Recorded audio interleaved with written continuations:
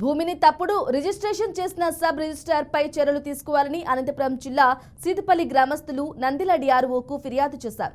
నంద్యాల జిల్లా Banaganapalle sub register కార్యాలయంలో అనంతపురం జిల్లా సీకపల్లి వాసికి 10 ఎకరాలు ప్రభుత్వ ల్యాండ్ ఉండగా బనగానపల్లెలో తప్పుడు రిజిస్టర్ చేసిన శ్రీధర్ గుప్తా పై చర్యలు తీసుకోవాలని బాధితులు డిమాండ్ చేశారు. ల్యాండ్ను ఎంక్వైరీ చేసిన నంద్యాల డిఆర్ఓ ఎంక్వైరీలో సబ్ రిజిస్టర్ తప్పు తేలటంతో శ్రీధర్ గుప్తాను సస్పెండ్ చేస్తున్నట్లు ఉత్తర్వులు జారీ చేశారు.